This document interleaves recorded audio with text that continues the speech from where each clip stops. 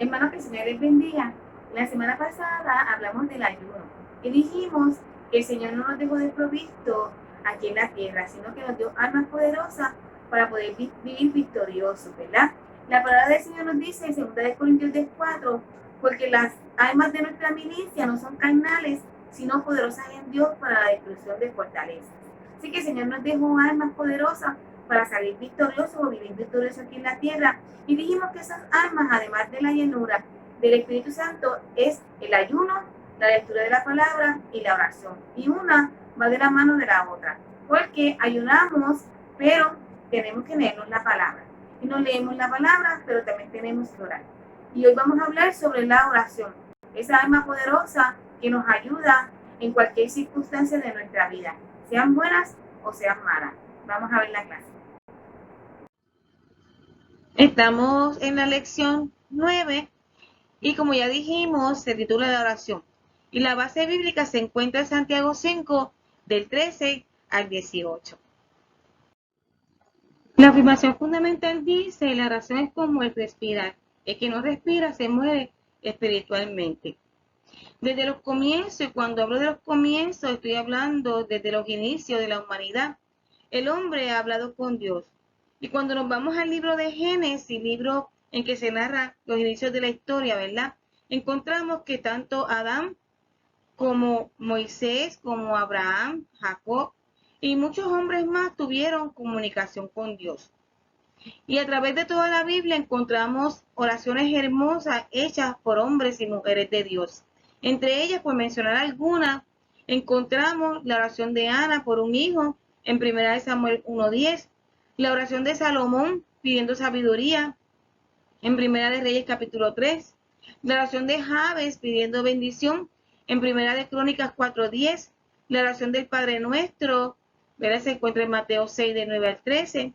Y yo diría que la oración más hermosa y más corta que encontramos en la Biblia la hizo nuestro Señor Jesucristo en la cruz, cuando dijo, Padre, perdónalos porque no saben lo que hacen. Se encuentra en Lucas 23:34.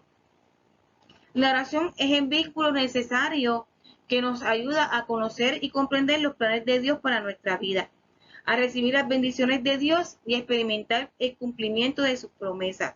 Nos conecta al poder y a los propósitos de Dios. La Biblia usa otros términos o frases para conversar con Dios, tales como invocar a Dios, invocar el nombre de Jehová, clamor a Jehová, levantar el alma a Jehová, buscar a Dios, acercarse confiadamente al trono de la gracia, acercarse a Dios con corazón sincero. Todos estos términos se refieren a oración. Y ahí tienen los versículos que los pueden buscar. Cuando nos acercamos a Dios en oración, lo hacemos con la seguridad de que Él existe y es galardonador de los que le buscan.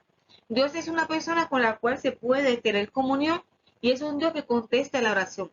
Jeremías 33:3 dice, clama a mí y yo te responderé. El Salmo 18:6 dice, en mi angustia invoqué al Señor. Clamé a mi Dios y Él me escuchó desde su templo. Mi clamor llegó a sus oídos. Es por eso que nos acercamos a Él confiadamente, por medio de la oración, para expresarle nuestros más íntimos pensamientos, lo que sentimos, lo que aspiramos o deseamos, nuestros temores, nuestro estado de ánimo, nuestras expresiones de agradecimiento, o simplemente para derramar nuestra alma ante Él, esperando que Él haga las cosas que nosotros no podemos hacer. Así que hay diversas razones por las que vamos a Dios en oración. La base bíblica se encuentra en Santiago 5, del 13 al 18. Santiago, como sabemos, es el hermano carnal de Jesús y el tema principal de esta epístola de Santiago es la necesidad de una fe viva. En este capítulo 5, Santiago exhorta a sus lectores a ser pacientes en medio de las pruebas y persecuciones. Señala que Dios quiere producir una cosecha de justicia en nosotros y que esto precisa de tiempo y de experiencias difíciles. Observa que los creyentes son importantes en este proceso en las vidas de los demás creyentes, especialmente en la oración. La oración a la que se refiere Santiago aquí es la oración en comunidad, porque está la oración donde nos presentamos al Señor en forma personal e individual y está la oración en comunidad colectiva, ¿verdad? La que hacemos en la congregación. Y es precisamente a esa oración a la que se refiere Santiago. A pesar de que hay diversas circunstancias por las que oramos, Santiago nos presenta aquí algunos ejemplos por los que podemos orar. Santiago 5, versículo 13 nos dice, ¿está alguno entre vosotros afligido? Adoración. ¿Está alguno alegre? Cante alabanza. La telea lo dice así. Si alguno de ustedes está triste, póngase a orar. Si está alegre, alabe a Dios con cánticos. Independientemente de nuestras circunstancias, debemos mirar a Dios y considerar cómo debemos honrarle por medio de la adoración y la oración.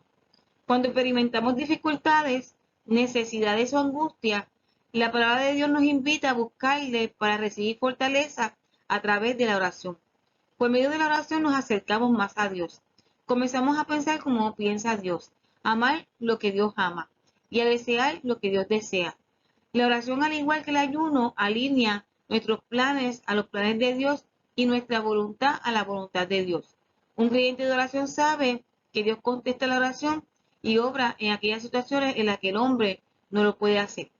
Nosotros debemos responder a la invitación que Dios nos hace en 1 de Pedro 5:7, donde nos dice que echemos toda nuestra ansiedad sobre Él, porque Él tiene cuidado de nosotros. Y si estamos felices, debemos aprovechar cada oportunidad para expresar gratitud, alabanza a Dios por su bondad. Y se refiere al canto en forma de oración, lo que realmente es si cantamos canciones que glorifiquen debidamente al Señor. Y podemos buscar, ¿verdad?, algunos salmos. El Salmo 33, del 2 al 3, Salmo 81, del 1 al 2, Salmo 92, del 1 al 3, Salmo 98, del 4 al 6, Salmo 149, del 1 al 5, y el Salmo 150. El versículo 14 nos dice, ¿está alguno enfermo entre vosotros? Llame a los ancianos de la iglesia para que oren por él, ungiéndolo con aceite en el nombre del Señor. La TLA lo dice así, si alguno está enfermo, que llame a los líderes de la iglesia para que oren por él. Entonces ellos le untarán aceite y le pedirán al Señor que lo sane. Dice Santiago, ¿verdad?, que si alguno está enfermo entre vosotros, y se refiere a la enfermedad física, pero también puede ser emocional o de cualquier otro índole, que llame a los ancianos de la iglesia. La palabra en el original para anciano aquí es presbítero y se refiere al pastor de la iglesia, aunque también se puede llamar, ¿verdad?, a los líderes, y que oren por él pidiéndole al Señor por sanidad en cuanto a la necesidad, ungiéndole con aceite en el nombre del Señor. El aceite no tiene ningún propósito medicinal, sino más bien es con el propósito de simbolizar el Espíritu Santo y es usado como punto de contacto con respecto a nuestra fe. La oración debe ser ofrecida en el nombre de Jesucristo. Juan 16:23 nos dice, todo cuanto pidieres al Padre en mi nombre, yo lo haré. Claro está, ¿verdad? El Señor lo hará si está en su voluntad. Santiago sigue diciendo, y la oración de fe salvará. En otras versiones dice sanará, porque en realidad se refiere a la sanidad. Y la oración de fe sanará al enfermo. La oración de fe es simplemente la creencia que Dios oye y contesta la oración. Y el Señor lo levantará, sigue diciendo el versículo, ¿verdad? Proclama al Señor como el sanador. Dios es el que sana y todas nuestras peticiones están sujetas a la voluntad de Dios. Pero nuestras oraciones forman parte del proceso de curación que Dios establece. Por eso es que a menudo Dios espera recibir nuestras oraciones de fe antes de intervenir y sanar a alguien. Los creyentes no están solos. Los miembros del cuerpo de Cristo deben contar con las oraciones y el apoyo de los demás creyentes, sobre todo cuando están enfermos o sufren. La iglesia debe orar por las necesidades de todos sus miembros. La oración en comunidad es dar salud al enfermo, trae salvación y perdón de pecados mediante Jesucristo. Y sigue diciendo el verso, y si hubiese cometido pecados, le son perdonados. La palabra sí pone en claro que la enfermedad no siempre es el resultado del pecado personal. Sin embargo, Santiago reconoce que el pecado puede ser a veces la razón de que algunos sufran enfermedad o que la persona que necesita sanidad carece ni algo que entorpece su comunión personal con Dios. Pero vuelvo y enfatizo que no toda enfermedad es consecuencia del pecado, pero sí toda enfermedad es ocasión para orar a Dios por sanidad. Santiago 5:16 dice, confesad vuestras ofensas unos a otros y orad unos por otros para que seáis sanados. La oración eficaz del justo puede mucho. Gracias al sacrificio de Cristo podemos acercarnos directamente a Dios para pedirle perdón por nuestros pecados. Sin embargo, que los creyentes nos confesemos nuestros pecados unos a otros todavía desempeña un papel importante en la vida de la iglesia. Si hemos pecado contra alguien, debemos pedirle a esa persona que nos perdone. Si nuestro pecado ha afectado a la iglesia, contrario a lo que muchos piensan, debemos confesarlo públicamente. Esto es a la congregación. Si necesitamos apoyo en nuestra lucha contra algún pecado, debemos confesarlo a quienes pueden ayudarnos. En el reino de Cristo, cada creyente es un sacerdote para los demás creyentes. Y sigue diciendo que la oración eficaz del justo puede mucho. Mire cómo lo dice la TLA. La oración de una persona buena, refiriéndose al justo, es muy poderosa porque Dios la escucha. El recurso más poderoso que un cristiano tiene es la comunión con Dios mediante la oración. Algunas personas consideran la oración como el último recurso después que ha tratado todo lo demás y todo lo demás le ha fallado. Esta manera de hacer las cosas es contrario a lo que debemos hacer, es orar primero. El poder de Dios es infinito, por lo tanto es lógico que primero acudamos a Él para que Él nos ayude. Y aunque nos dice que la oración eficaz puede mucho y es así, no se trata de forzar a Dios a obrar, sino a someternos a la voluntad de Dios para que Dios tome el control de la situación. Es por eso que cuando oramos debemos orar al Señor si es su voluntad. El mayor ejemplo nos dio nuestro Señor Jesucristo mientras estuvo aquí en la tierra. Llevó una vida de oración y oró cuando estaba en las buenas y cuando estaba en las malas, por decirlo, ¿verdad? De alguna manera, y me explico. En Lucas 5:15, del 15 al 16, nos dice que la fama de Jesús se extendía más y más y se reunía mucha gente para oírle y para que los sanara de sus enfermedades. Mas él se apartaba a lugares desiertos y oraba. Aquí su ministerio estaba creciendo y después de sanar iba y se retiraba a orar. Y cuando vino el momento difícil, dijo, Padre, si es posible, pasa esta copa de mí, pero no sea como yo quiero, sino como tú. En otras palabras, que no se haga mi voluntad, sino la tuya. Jesús no hizo nada que no estuviera en la voluntad del Padre. Santiago 5, del 17 al 18 nos dice, Elías era un hombre sujeto a pasiones.